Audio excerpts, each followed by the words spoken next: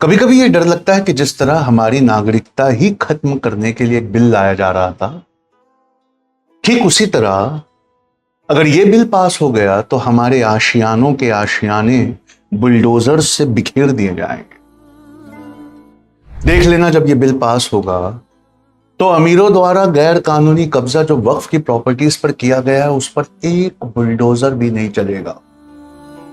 और तुम्हारी बस्ती जो वक्फ की प्रॉपर्टीज के इर्द गिर्द है, दरगाहों और मस्जिदों और पुराने बाजारों के इर्द गिर्द है, सबसे पहले वो सरकारी संपत्तियां घोषित होंगी और फिर बुलडोजर लाकर इलाकों के इलाके खाली करवा दिए जाएंगे। शायद कुछ बेहतरीन पढ़े लिखे हिंदू तुम्हारे डिफेंस में उठें तो शायद तुम्हारी कुछ प्रॉपर्टीज बच जाएं, वरना मुझे तो लगता है कि फजर की नमाजों में कलेक्टर एक नोटिस चस्पा करवाएगा और जुहर की नमाज में जब हम लौट कर आएंगे तो वहां मस्जिद ही नहीं होगी। और उसके बाद फिर एक बहुत डिजर्व करते हैं हम ऐसी चीज होगी। जब गरीबों की बस्तियां टूट रही थी तो ये निकम्मा मिडिल क्लास अपनी दामन बचाकर भाग रहा था। जब उनके बच्चे मॉब लिंचिंग में मारे जा रहे थे तो ये आवाज उठाने को तैयार नहीं। जब तुम्हारी नागरिकता की लड़ाई लड़ते लड़ते बेतहाशा बेगुनाह जेलों में गए तो तुमने उनके बच्चों की सूध नहीं दी। मुझे लगता है कि कर्मा अब लौट कर आ रहा है और अब तुम्हारे बच्चों के भविष्य को वो हिलाकर बिखेर कर रख देगा। तुम बंगलों में रहने वालों, तुम्हें लगता है कि तुम आवाज उठाने के लिए बहुत ज्यादा अमीर हो।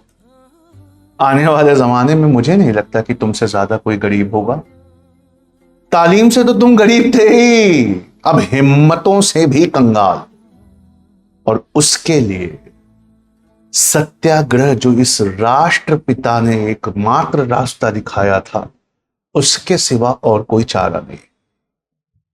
लेकिन जब बुलडोजर हमारी बस्तियों को रेजा रेजा करके चले जाएंगे, हमारे बिखरे हुए आशियानों की ईंटों में हमारे टूटे हुए ख्वाब होंगे। बिलखती औरतें उस मलबे को हटाकर अपनी जरूरत भरी चीजों को बचाने के लिए तड़प रही होंगी। साइड में खड़ी हुई हजारों की भीड़ जब अपने मोबाइल के कैमरे से उस वीडियो को बना रही होंगी, तब उस मलबे के नीचे से बहुत कुछ निकलेगा। मुझे ऐसा लगता है निकलेगा। मुसलमानों के वक्फ की प्रॉपर्टीज के मलबे के नीचे से हिंदूज के लिए बहुत कुछ निकलेगा। पता है क्या? चाहे हिंदू हो चाहे मुस्लिम, सबसे पहले उस मलबे के नीचे से 251 एमपीज निकलेंगे जो इस 18वीं लोकसभा में, वो 251 एमपीज जो 46% है हमारी लोकसभा का, जिनके खिलाफ क्रिमिनल केसेस रजिस्टर्ड हैं। और 251 कितना होता है, ये बात आपको समझाने के लिए एक बात बताता हूं। बहुमत का आंकड़ा 272, यानी क्रिमिनलाइजेशन इन पॉलिटिक्स बहुमत के आंकड़े से सिर्फ 21 दूर है।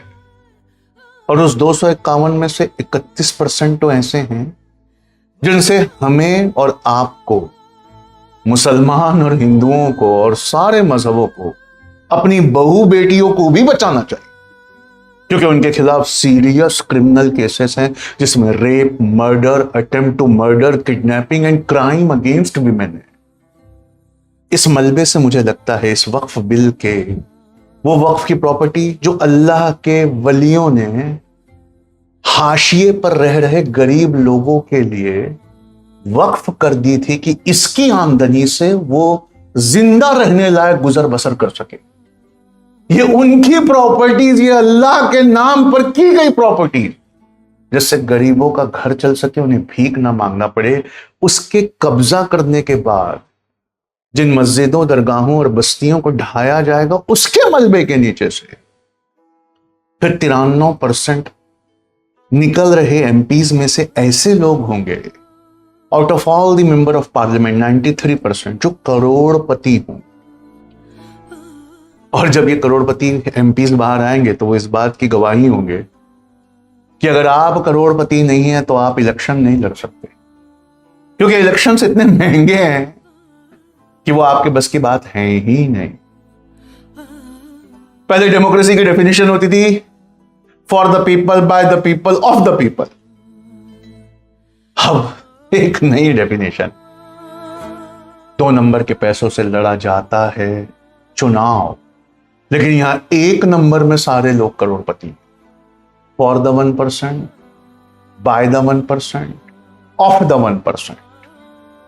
ये मेंबर ऑफ पार्लियामेंट बाहर निकल कर आएंगे और ये आपको गवाही देंगे कि साहब आपका बहिष्कार है। आपको लगता है ना कि माइनॉरिटीज को टिकट नहीं मिलती इलेक्शन लड़ने से, उनका बहिष्कार है। अगर आप पैसे वाले और 2 नंबर का पैसा रखने वाले नहीं हैं तो आपका भी बहिष्कार है। Welcome to the club. उसके बाद उसके अंदर से पता है क्या होगा? एक आम आदमी निकल कर आएगा जो हर बात पर टैक्स देता है, हर बात। उसकी रोटी के आटे पर भी टैक्स है, उसकी दाल पर भी टैक्स है, यहां तक कि जिस गमछे से वो मुंह पोंछ रहा है और जो छोटी सी खुशी खरीद कर वो अपने घर ले जा रहा है, उस पर भी टैक्स। जंगलों में जो पेड़ हैं उन पर इतने आम नहीं है साहब जितने उस आम आदमी पर टैक्सेस हैं। उसके ठीक नीचे से अरबपति निकल कर आएंगे और उनके हाथ में एक अखबार होगा और उस अखबार पे लिखा होगा, जो आपको गूगल करके चेक करना चाहिए, उसी मलबे में से बाहर आएंगे कि अरबपतियों को सब्सिडी दी जा रही है ताकि वो रोजगार पैदा करे। कभी किसी देश में सुना है अरबपतियों को सब्सिडी मिलती है? अरबपतियों को सब्सिडी मिलती है, कितनी बताऊंगा। लेकिन फिर उस मलबे से बाहर, उसी मलबे से बाहर कुछ झुकी हुई कमर के लोग निकले। आप उनसे उनका मजहब मत पूछना, वो हर मजहब से हो। वो मेहनत कश किसान, मजदूर, छोटे दुकानदार, उनकी कमर इसलिए झुकी होगी क्योंकि जीएसटी और इनडायरेक्ट टैक्सेस भर भर कर इस देश की अर्थव्यवस्था का बोझ उन्होंने उठा रखा। एक तरफ 200 दिनों तक चलने वाली शादी है और दूसरी तरफ 68% इंडियंस हैं जो 200 रुपये से कम में रोज गुजारा करते हैं। 200 दिन चलने वाली शादियां, हाथों में लाखों की घड़ियां बांधकर नाच रहे फिल्म स्टार, लैंड कर रहे प्राइवेट जेट्स, और फिर 68% वो लोग 200 रुपया नहीं साहब, दिन के $2 से कम कमाने वाले लोग। 68% इंडियंस। उसी के नीचे लिखा होगा कि इंडिया में 1000 रुपया पर डे कमाने वाले कितने लोग हैं। तो उस मलबे के कागज में लिखा होगा कि 7 से 8% वर्कफोर्स है जो दिन में 1000 रुपया या 1000 रुपये से ज्यादा कमाता है। एक तरफ शादियों पर हजारों करोड़ खर्चा हो रहे हैं और दूसरी तरफ करोड़ों लोग सवेरे उठकर सोचते हैं कि पेट भरने के लिए आज कुछ मिलेगा कि नहीं। फिर पता है, उस वक्फ की गिरी हुई इमारत के मलबे से बजट का डॉक्यूमेंट बाहर आए। बजट के डॉक्यूमेंट को पढ़कर देखना, यह देश महामारी से उबर रहा है, पर पूरे बजट के डॉक्यूमेंट में लफ्ज स्वास्थ्य या वर्ड हेल्थ टोटल सिर्फ 4 बार जिक्र हुआ है। आप सोचिए, देश महामारी से उबर रहा है साहब, और बजट के डॉक्यूमेंट में वर्ड हेल्थ सिर्फ 4 बार आया है। उसके नीचे नीचे इंडियन इकोनॉमिक सर्वे का एक फटा हुआ कागज मिलेगा उसी मलबे में, जिसमें लिखा होगा कि हर साल 5 करोड़ 50 लाख लोग गरीबी रेखा से इसलिए नीचे चले जाते हैं क्योंकि वो स्वास्थ्य और अपने इलाज और अपनों के इलाज का खर्चा नहीं उठा पाते। पूरे इंडियन इकोनॉमिक सर्वे के डॉक्यूमेंट को देखना, वहां लिखा होगा कि government should increase the budget. Solution लिखा होगा, एक लताड़ पड़ी होगी कि दुनिया की हर कंट्रीज, इवन भूटान, मालदीव और नेपाल भी स्वास्थ्य में हमसे ज्यादा खर्चा करती है। हमारा पड़ोसी दुश्मन मुल्क जिसे हम मानते हैं पाकिस्तान, वो भी हमसे स्वास्थ्य से, जिनकी इकोनॉमी बिल्कुल खराब हो गई, वो भी हमसे स्वास्थ्य पे ज्यादा खर्चा करता है। लेकिन जब आप उसमें देखेंगे पूरे इंडियन इकोनॉमिक सर्वे में कहीं नहीं लिखा होगा कि वक्फ की प्रॉपर्टीज छीन लेने से गरीबी रेखा से ऊपर ये 5.5 करोड़ लोग वापस आ जाएंगे। हॉस्पिटल के बाहर लगी हुई लाइनों को याद करिए, लाशें इतनी कि अंत्योष्टि की मशीन पिघल गई थी, उस नजारे को याद करिए। मां गंगा के किनारे अपनों को दफनाने को याद करिए और फिर आंख खोलिए, क्या शिमला की मस्जिद तोड़ लेने से ये कमजोर हेल्थ सिस्टम बिल्कुल ठीक हो जाएगा? अगर ठीक हो जाएगा तो तोड़ दो उस मस्जिद को। अगर ठीक हो जाएगा, जब पूरी कॉलोनी में डर के मारे लाश उठाने कोई नहीं आता, तो थोड़ा सा गूगल करके देखना कि अपना मजहब छोड़कर, हाथ में मुखाग्नि लेकर, दाढ़ी और टोपी वाले क्या करने आपकी कॉलोनीज में आए थे? क्या वो आपके मां बाप को अंतिम संस्कार तक पहुंचाने नहीं आए थे? आज उन्हीं सोसाइटी में घर खरीदने के वक्त उनकी शिनाख्त करके उनको बाहर निकाल रहे। अल्लाह ना करे साहब फिर वो दिन देखने पड़े, लेकिन उस दिन फिर कौन उठाएगा? जरूरी दवाइयां, जरूरी इंजेक्शंस, उन्हें ढूंढने के लिए जब हम मारे मारे फिर रहे थे, तो याद करिए ट्विटर पर अंताक्षरी खेलते हुए और लूडो खेलते हुए तस्वीरें कौन डाल रहा? यहां इंजेक्शन का पता नहीं था, दवा तक नहीं मिल रही थी, और फिर उस मलबे में से ना हेल्थ मिनिस्ट्री का एक कागज बाहर आएगा कि इस साल पैसे का कुल खर्च स्वास्थ्य पर 2.16% से घटाकर हमने सिर्फ 1.9% कर दिया। क्या मुसलमानों की बस्तियों पे बुलडोजर चला देने से ये स्वास्थ्य का खर्चा ठीक हो जाएगा? और 8,000 करोड़ की शादी करने वाले कॉरपोरेट्स, जिनका 8,70,000 करोड़ माफ कर दिया गया है, 8,000 करोड़ की सदी की सबसे बड़ी शादी, और 8,70,000 करोड़ उनका माफ कर दिया गया। अरे मलबे पे हंसते लोगों, इन मलबों से अपनी आंखें खोल लो। इन नफरतों के बदले कुछ मुट्ठी भर लोगों पर मेहरबानियां बरस रही हैं। क्या वक्फ की प्रॉपर्टीज, जिस पर दुनिया के सबसे अमीर इंसान ने अपना सबसे ऊंचा महल बना लिया है, उस प्रॉपर्टी को वो हड़प लेगा, तो क्या आपके हेल्थ और एजुकेशन का बजट ठीक हो जाएगा? पूछ कर देखिए क्या ठीक हो जाएगा। पूछ कर देखिए अपने आप से। ये बिल नहीं है वक्फ का, यह असमानता का आईना है, और अब वक्त आ गया है कि हम इसका सामना करें।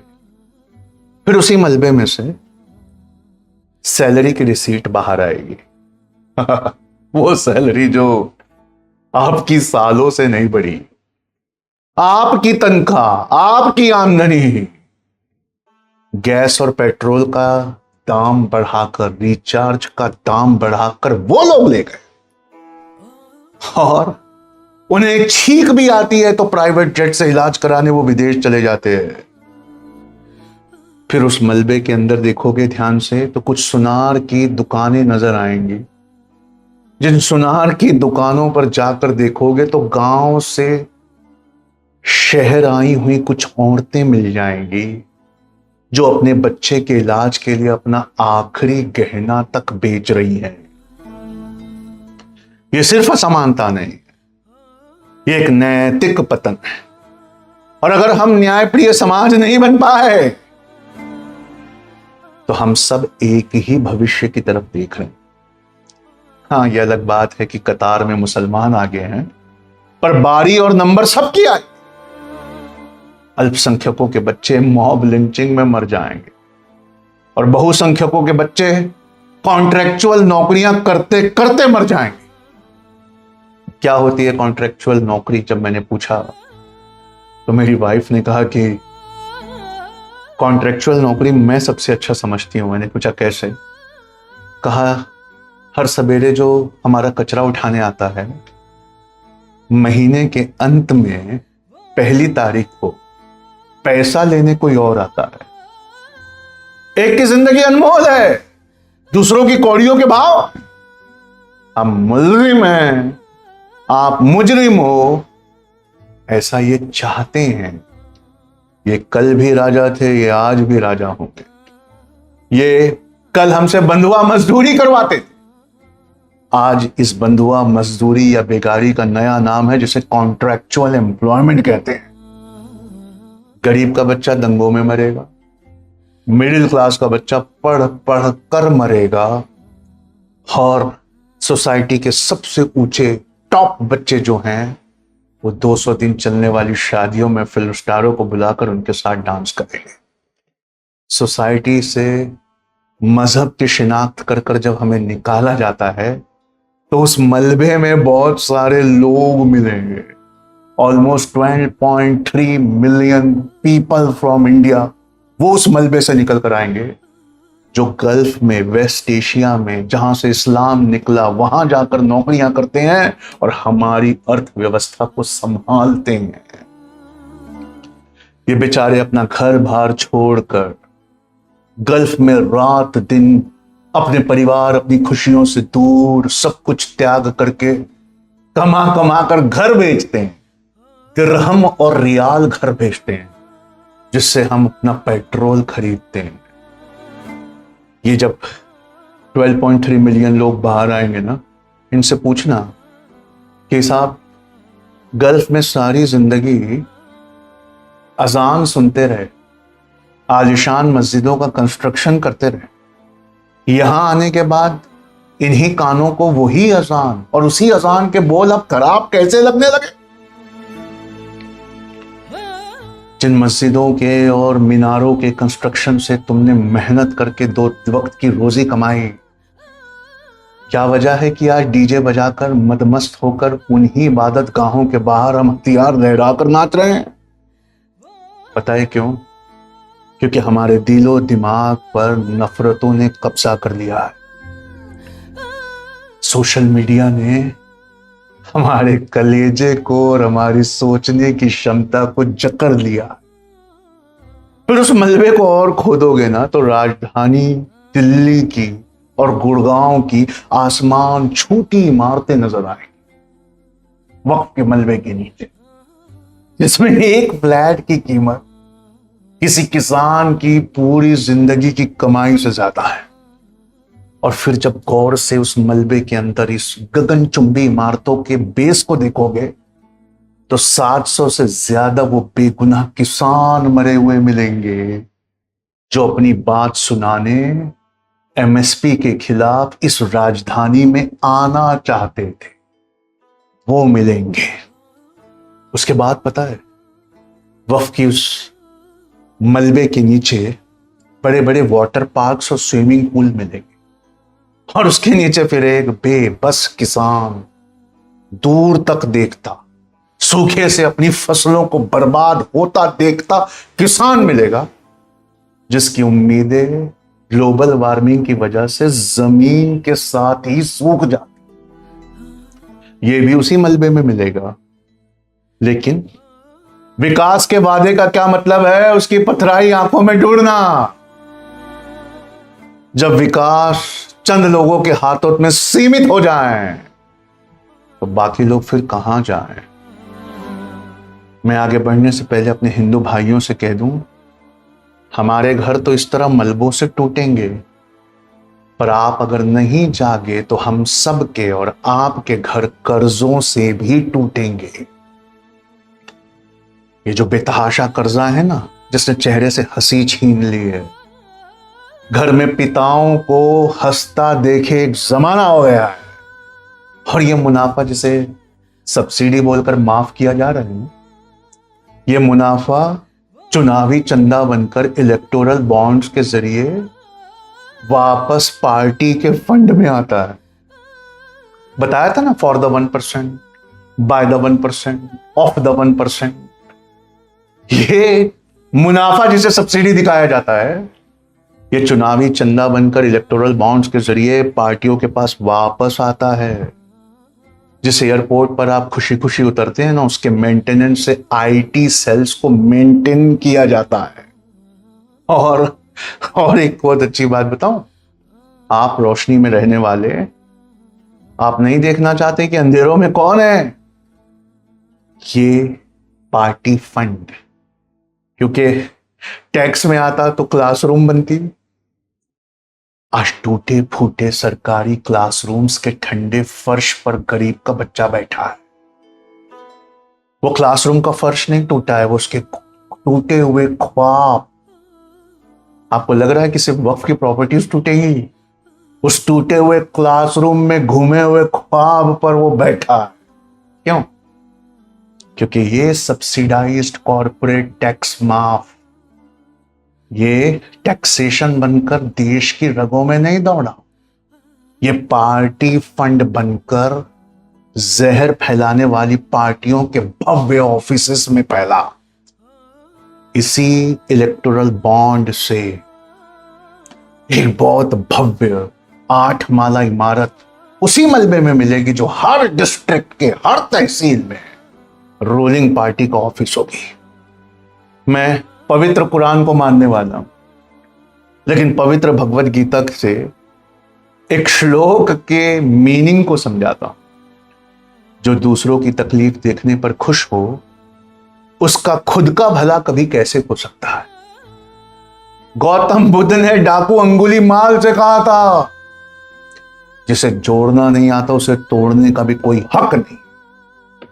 मानता हूं कि बेबाकी से इस तकरीर के बाद शायद मुझे आतंकवादी होने का झूठा इल्जाम लगाकर जेल में डाल दिया जाए, शायद मेरे घर पर बुलडोजर चला दिया जाए, लेकिन मैं अपने रब के सामने सजदे में यह कहूंगा कि इस बुज़दिल कौम को जगाने के लिए मैंने एक कोशिश की थी, और अल्लाह वालों की वो प्रॉपर्टियां जो उन्होंने गरीब और हाशिए पर और भूखे पेट सोने वालों के गुजर बसर करने के लिए दान की थी, उसे बचाने की एक कोशिश की थी।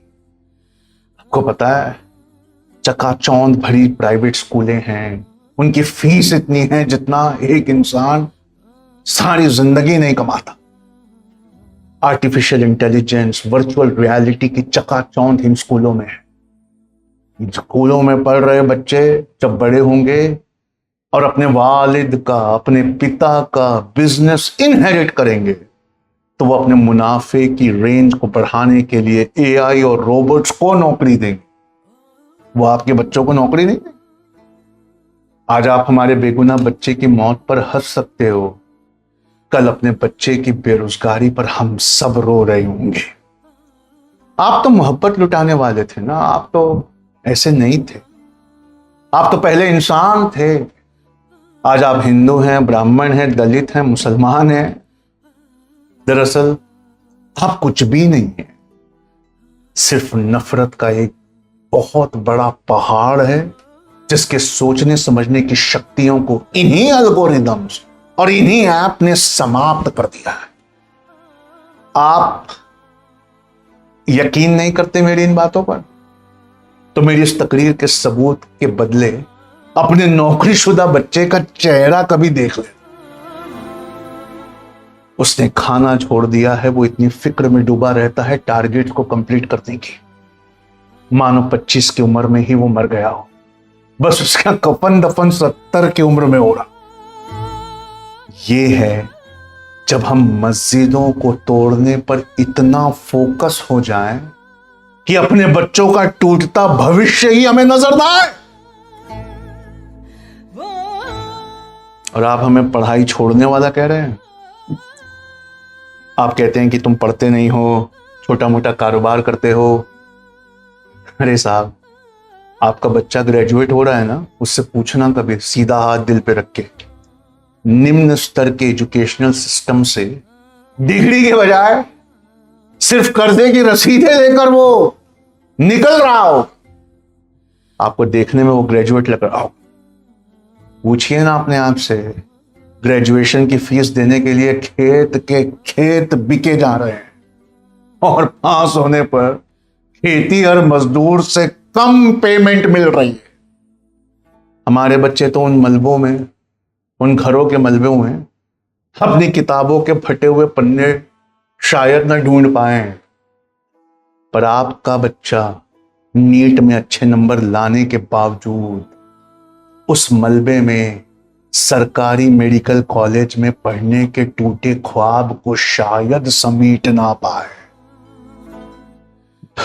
और हाँ, पढ़े लिखे हैं, मुझे इस बात पे शक है। क्यों? विश्व गुरु का नशा जब उतरेगा तो कभी लेबर मिनिस्ट्री की वेबसाइट को सर्च करके देखना, एम्प्लॉयमेंट की डेफिनेशन बदल गई। अगर सारे हफ्ते में किसी को 1 घंटा अगर काम मिल जाए तो उसे रोजगार माना जाता है। अगर सारा दिन काम करने पर पैसा ना मिले, दिहाड़ी ना मिले, पर काम मिल जाए, उसे भी रोजगार माना जाता है।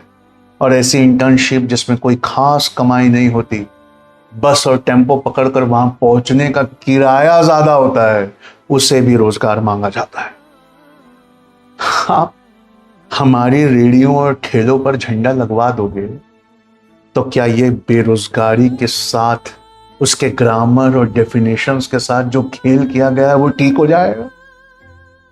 अरे वो खुददार जो गरीबी के चलते पढ़ाई छोड़ दी और रास्ते के किनारे ठेला लगाकर अपने परिवार का पेट पालने के लिए लोगों को खाना बेच रहा है, उसका सामान उलट देने से क्या पेपर लीक होना बंद हो जाएगा?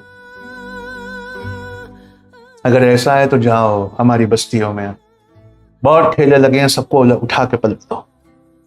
हिंदुस्तान ऐशो आराम की शेखी बगाड़ता है। पूछना जरा, महिलाओं के काम करने का दर प्रतिशत कितना है? 28% से कम महिलाएं वर्कफोर्स में। महिलाओं के काम करने की दर 28% से कम है। यह महिला सशक्तिकरण के वादों के खोखले होने को दिखाता है। हमारी औरतों का हिजाब उतरवा देने से क्या ये मेहनत कश औरतें जो दिन से रात ऑफिस में खटती हैं और ऑफिस से आने के बाद ससुराल के तानों को सहते हुए किचन्स में खटती हैं, क्या इनका दर प्रतिशत बढ़ जाएगा? हमारी औरतों के हिजाब हटाने से बढ़ जाएगा? एनसीआरबी का डेटा है, 1 रेप एवरी 16 मिनट्स। क्या इनके हिजाब के खिलाफ आंदोलन करने से यह आंकड़ा ठीक हो जाए? मालूम है, जब तक गैंग रेप करने वाले अच्छे व्यवहार के लिए छूटते रहेंगे, तब तक आपकी कोई भी डॉक्टर बेटी सुरक्षित नहीं है। सिर्फ हमारा ही घर नहीं टूटा, पहली बनी बरसात में नए बने पुल टूट गए, और पुल अपने टूटने पर शर्मिंदा है। क्यों? उनके टूटने से 1 घंटा पहले तक आप और मैं उसका टोल भरते रह गए। उसी टूटते पुल के नीचे एक किसान खड़ा है, दोनों हाथ ऊपर करके दुआ कर रहा है कि हे प्रभु, बारिश मेरी जिंदगी को फिर से तबाह ना कर दे, जैसा पहले कई बार कर चुकी है। जहां सूखा पड़ता था वहां मूसलाधार बारिश हो रही, जहां बारिशें होती थी वहां सूखा पड़ रहा है। क्यों? क्योंकि इनकी रिफाइनरी से धुआं निकल रहा है, जो इनको विश्व का दूसरा और तीसरा सबसे अमीर आदमी बनाता है। लेकिन बहुत धीमे धीमे आपके बच्चे का गला भी घोट रहा है। बाल गंगाधर जी ने गणेशोत्सव की नींव इसलिए रखी थी कि हम ये सोच सकें कि हम कैसे हिंदुस्तान का निर्माण कर रहे हैं और कैसा हिंदुस्तान चाहते हैं। कम से कम इन गणेशोत्सव के पंडालों में हमें सोचना चाहिए, क्या इसी हिंदुस्तान के लिए हमारे लाडले भगत सिंह ने हंसते हंसते फांसी को चूमकर अपने गले में लगा लिया? यहां जिंदा रहना भी एक संघर्ष है। यह वो हिंदुस्तान नहीं जिसके हम हकदार हैं। हमने ये सपना नहीं देखा था। क्या गांधी जी आज होते तो इन लाखों लोगों की तकलीफों को नजरअंदाज कर देते? लेकिन आज नजरअंदाज किया जा रहा है, क्योंकि यह गांधी का नहीं, गोडसे का हिंदुस्तान है। आइए एक ऐसा हिंदुस्तान बना जहां तरक्की का पैमाना दौलत नहीं बल्कि सबकी खुशहाली। मेरा उद्देश्य किसी की धार्मिक या सामाजिक भावना को ठेस पहुंचाना नहीं था। मेरा उद्देश्य सिर्फ यह याद दिलाना था कि मैं और आप इन फैसलों के नतीजे को हर रोज जी रहे हैं, और आप आंख मूंद कर तूफान में चल रहे हैं और हमारे घरों को तोड़ने पर ताली बजा रहे हैं। सिर्फ एक छोटा सा सवाल पूछता हूं, जवाब देना।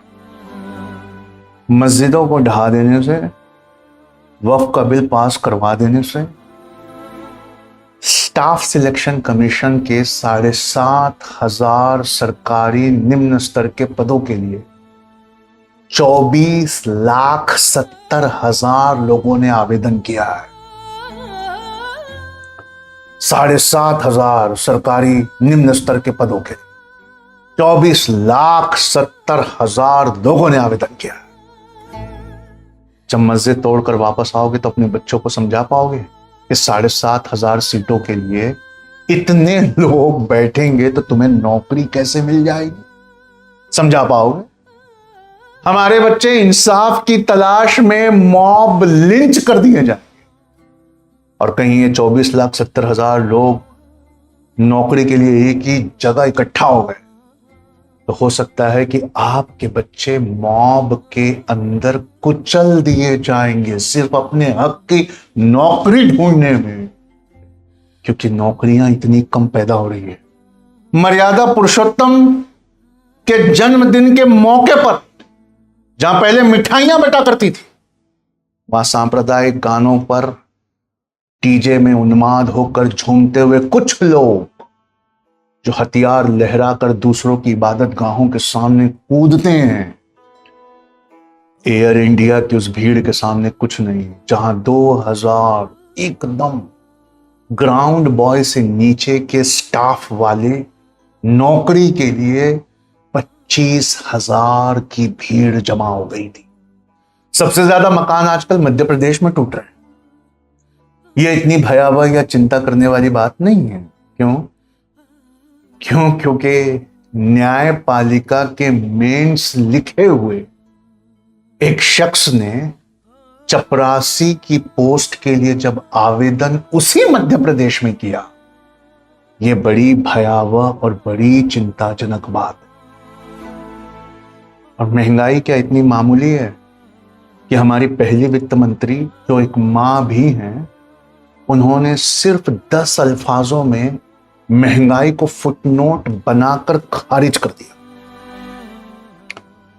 कभी लौट कर आना ना तो जीजाबाई से पूछना। आपकी मां भी ना जीजाबाई से कम नहीं। आप उनसे पूछना कि ये आई तो मुझे कैसे पालती है रे, तो वो आई बताएगी कि गरीबों की बस्तियों में, उनके इलाकों में खाद्य मुद्रास्फीति, फूड इन्फ्लेशन 99.4%। आज ये हमारे जिंदा रहने की लड़ाई बनकर रह गई। तो इसलिए हम चंद गैरतमंद मुसलमानों ने यह फैसला किया। मैं मुनाफिकों की और मौका परस्तों की बात नहीं कर रहा। ये जमीन अल्लाह के बलियों ने गरीब इंसानों के गुजर बसर के लिए छोड़ी, तो मैं मौका परस्त मुनाफिक मुसलमानों की बात नहीं कर रहा साहब। मैं उन गैरतमंद ईमान जिंदा वाले मुसलमानों को बुला रहा हूं कि अगर यह बिल पारित होता है और अगर यह फैसला हो ही गया है कि इतिहास में वक्फ का कानून पारित होकर जाएगा, तो इतिहास में फिर एक लाइन और जाएगी। मैं गांधी जी का अनुयायी, अपने राष्ट्रपिता को मानता भी हूं और जानता भी। आप लोग मेरी इस तकरीर से समझ ही सकते हैं कि अगर गांधी जी जिंदा होते तो इसे हिंदू मुस्लिम के चश्मे से बाहर निकाल कर देखते। मैंने भी आपको उसी चश्मे से दिखाने की कोशिश की है। लड़ना तो हम निर्भीक होकर छत्रपति शिवाजी महाराज की तरह चाहते, लेकिन हमारे राष्ट्रपिता हमसे एक वादा लेकर गए हैं जो हमारे रसूल की मक्की जिंदगी से भी इंस्पायर्ड है। सत्य का आग्रह यानी सत्याग्रह, जिसमें जीसस, गीता, कुरान, पुराण, हर चीज की बेहतरीन चीजों को शामिल करके गांधी जी ने उसे बनाया। आप चाहते हैं कि हम रोड पर निकले, पर हम ऐसा नहीं करें। क्यों? क्योंकि हमारे रोड पर आने को दिखाकर आप 4 राज्यों में हारता हुआ चुनाव फिर से जीतने की कोशिश करें। इसलिए अगर वक्फ का अमेंडमेंट एक्ट पारित होता है तो आने वाले 2 अक्टूबर को हम एक पोस्ट कार्ड लेकर अपने अंगूठे को स्याही बनाकर SW लिखेंगे, जिसका मतलब सेव वक्फ होता है, और दुनिया के उस सबसे अमीर इंसानों को जिन्होंने हमारे वक्फ की प्रॉपर्टी पर कब्जा करके एक आलीशान महल बनाया है, हम उनके पते पर भेजेंगे। अगर ये बिल पारित होता है तो इसके साथ इतिहास में एक लाइन और जाएगी कि राष्ट्रपिता के तरीके पर अपने लहू को स्याही बनाकर कुछ लोगों ने वक्फ की प्रॉपर्टी बचाने की कोशिश की थी। अब देखना यह है कि जिस दिन यह बिल पारित होता है उस दिन ज्यादा बड़ी खबर क्या होती है कि वक्फ का बिल पारित हुआ या 20 करोड़ मुसलमानों ने अपने लहू को स्याही बनाकर वक्फ की प्रॉपर्टी को बचाने के लिए 2 बूंद डोनेट किया। जय हिंद, जय भारत। Thank you.